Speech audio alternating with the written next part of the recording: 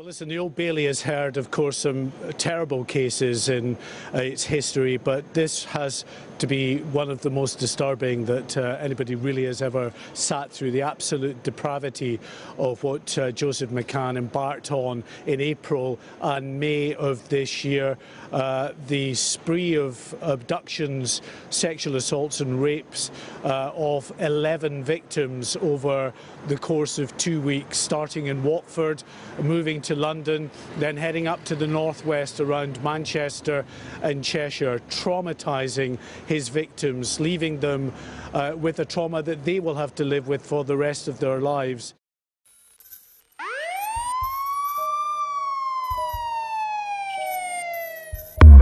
Born in London, England on February 8, 1985, Joseph McCann's crime spree started from a very young age. When he was a small boy, his family moved on to a council estate in Manchester, and it was around this time that his interest in criminal activity started. Age just 11, he had his first run-in with the law, and by the age of 13 he'd already been convicted for theft. He and his two brothers created such fear amongst the community the following multiple complaints to the council. The family were eventually evicted in 1998. As he got old and more arrests followed, including carrying a knife, criminal damage, and the handling of stolen goods. He would set fire to cars and threaten children and the elderly. Despite moving, the brothers frequently returned to their old council estates and continued what was described by the newspapers and neighbors as a campaign of terror. It wasn't long before the brothers were all issued with antisocial behavior orders, commonly known in the UK as ASBOs.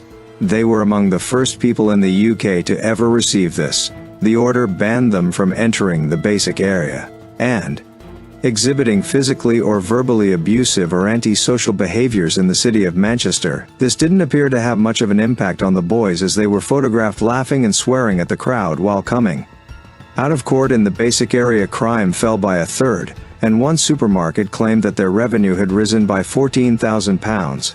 After the ASBO against the boys was given, their lawyer claimed it was against their human rights, and they appealed the ASBOs 3 times. This eventually resulted in them taking it to the Court of Appeal in 2001, but these appeals were flatly denied by the court. In 1999, the McCann family moved again, this time out of the Manchester area.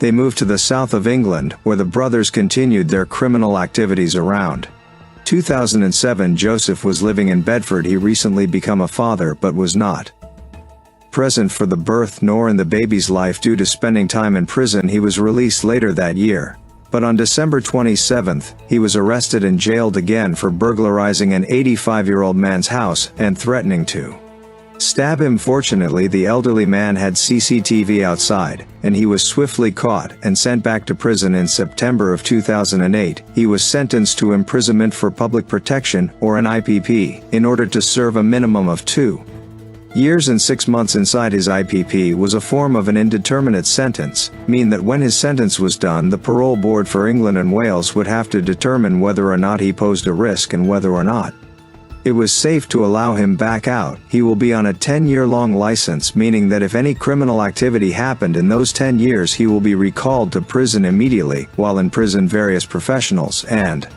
offending managers expressed their deep concern that he still presented a huge risk to society.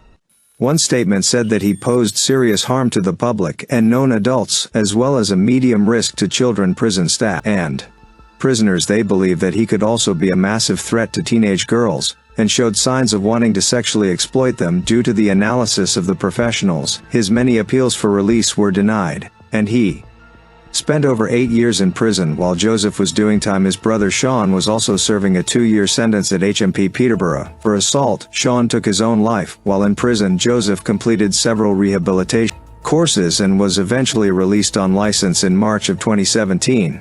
After he was released, he went back to Buckinghamshire to live with family, and then quickly moved out and off the radar. This meant his offender manager was not able to contact him or keep track of where he was. Despite his long stints in prison, he wasn't deterred, and the crimes just didn't stop. A few months later, he was arrested again and spent another 2 years in prison. When sentencing him, the judge told him that it would run concurrently with his IPP sentence. However, his offender manager team did not recall him on that sentence. If they had done, he would have had to repair before a parole board again before being considered for release. Unfortunately, this meant he was able to be released just halfway through his sentence. Staff of the prison contacted the probation services about their concerns surrounding the fact his sentence was not running alongside his IPP. They felt he was still evidently a very imminent threat to the public. Despite this, in 2019 he was released without appearing in front of a parole board. He continued to move around the country, evading his offender manager team's attempts to contact him. On April 21, 2019, his crime spree would take a much more frightening and sinister turn. At 3:00 a.m., he abducted a 21-year-old woman at knife point. As she was walking back from a nightclub, he drove her back to an unknown house and raped her. Although he had told her his name was Joel McCann, he was identified the very next morning by Hertfordshire police. However, they couldn't locate him. Just 4 days later, he abducted another woman in North East London and subjected her to a horrific sexual assault. Over the space of 14 hours, he was spotted casually making a stop to a drive-through with a frightened woman in the back seat.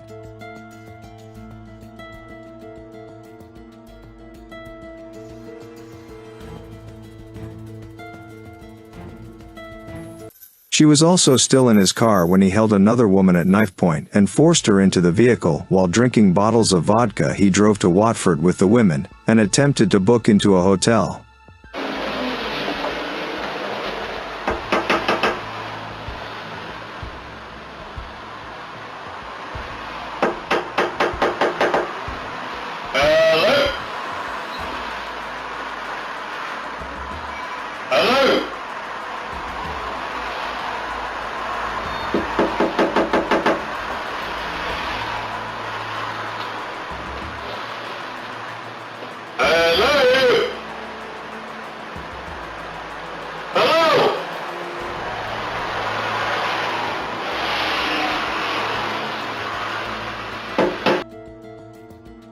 After he was unsuccessful, one of the women smashed the vodka bottle over his head, allowing them both to escape. Investigators drew up a list of suspects based on previous offending, but as McCann had never committed a sex offense before, he wasn't on the list. These cases weren't linked with April 21st attack until over a week later. Following this, a nationwide manhunt was on to find Joseph McCann, and a reward of £20,000 was put up for anyone who could help. On May 5, McCann was back in Manchester. He met a woman in a bar and convinced her to let him go back to her house. Once at her house, he tied her up and raped both her 17-year-old daughter and her 11-year-old son. The daughter managed to escape out the window and ran for help, but Joseph was gone by the time the police and neighbors arrived at 8 a.m. Around 1 p.m. that day, a suspect had been arrested and taken into custody. But it wasn't Joseph McCann. While officers were interviewing the wrong man, McCann had moved on and driven to 1:30 p.m. He adopted a 71-year-old woman outside of a Morrison supermarket. He attacked her and raped her. He stole her car, and while the woman was still in it with him, he attacked and kidnapped a 13-year-old girl. She too was sexually assaulted. The pair managed to escape at a service station later that afternoon, but Joseph carried on in the victim's car. That same evening at around 6:30 p.m., he was driving in Cheshire when he forced two 14-year-old girls into the car and threatened to kill them. He was seen driving to a petrol station and buying a packet of condoms. The two girls, although not shown, were in the back.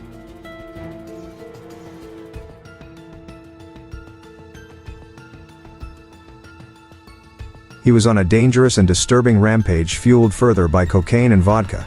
He had no intent of stopping, and there was no limit to how far he would take his appalling crimes. Joseph McCann was now the most wanted man in the country.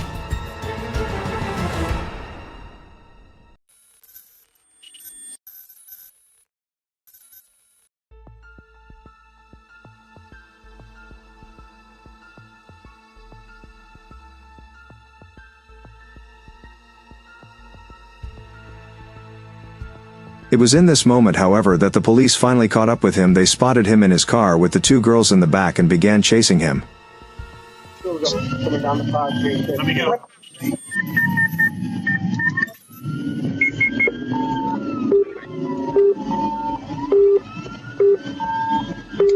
What's yours? 8-6 urgent. Hands off me, hands off.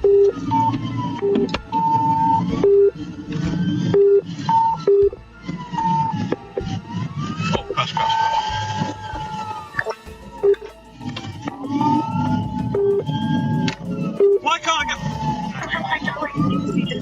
this coming from? Obelisk way! Where is it? Where's he gone? McCann crashed the car into a Mercedes and started fleeing on foot. Fortunately, the two girls weren't injured, just extremely shaken. He somehow managed to escape on foot before stealing a bike and riding away. He then abandoned the bike and booked a taxi at around 8:15 p.m. It was at this point the roadblocks had been set up in the area, and the police were closing in on Joseph McCann. Cheshire Constabulary, however, did not issue a warning to say he was in the area until 8:45 p.m. A police officer stopped the taxi, unknowingly spoke to McCann, who was holding a pint glass, and said he was returning home after a visit to the pub. The officer had a description of McCann and knew he would have a large tattoo on his stomach if it was him. He asked McCann to lift up his shirt, to which McCann shouted obscenities at him and ran out of the taxi.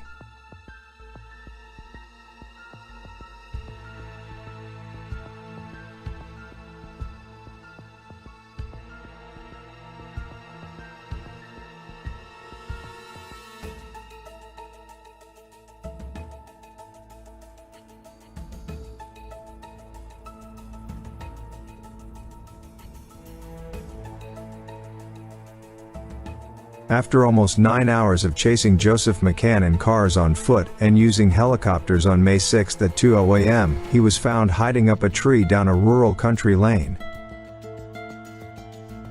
After a long battle with negotiators, he was finally detained and arrested. He taunted the police by saying, "If you were caught me for the first two, the rest of this wouldn't have happened." He also claimed that the young girls in his car had just wanted a lift and he was simply helping them out. He entered a not guilty plea to all the charges related to the 11 women and children. On December 6 of that same year, he appeared via video link from Belmarsh Prison at the Old Bailey Courthouse in London. Mr. Justice Eddis was presiding. McCann refused to come to court and complained that he was sleep deprived and physically couldn't make it in. Not only did he show no respect for the justice system, he showed no remorse to any of his victims. He was tried and unanimously convicted of a shocking 37 offenses. The jury praised the victims for their bravery and courage in coming forward. Joseph McCann was given 33 life sentences in order to spend a minimum of 40 years in prison for his heinous and appalling crimes. The judge branded him a classic psychopath, and his violent and horrific rampage was described as unprecedented.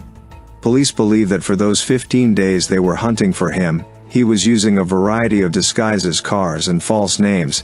He was also being hidden and protected by various associates, and 6 people were arrested in connection with concealing him. The frightening and depraved acts that Joseph McCann inflicted on so many people and communities enraged the public. People couldn't fathom how he had been released from prison with his IPP sentence being ignored. BBC News said that the National Probation Service had not followed the correct procedures, and following his 2017 arrest he should have been made to answer to the parole board before being released. This would likely have been denied by the board, meaning he would have remained in prison. The Ministry of Justice conducted an investigation and review into what had gone wrong within the broader criminal justice system in dealing with Joseph McCann. Although not normally done, these findings were released to the public.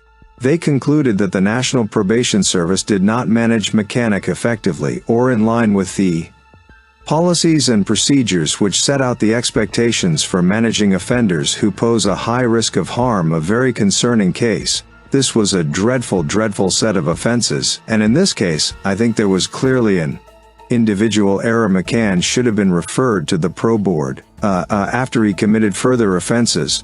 They also found that the management of him as an individual was not consistent enough with a high turnover staff, and subsequent files and paperwork that needed to be handed over being rushed. Other newspaper suggested that budget cuts and staff shortages within the MPs had a part to playing things too. After an internal investigation, one member of staff was demoted. Harry Fletcher, the former Assistant General Secretary of the Probation Officers Union, would say a recent parliamentary answer shows that one person a week is let out wrongly. There has never been a consequence as devastating as this.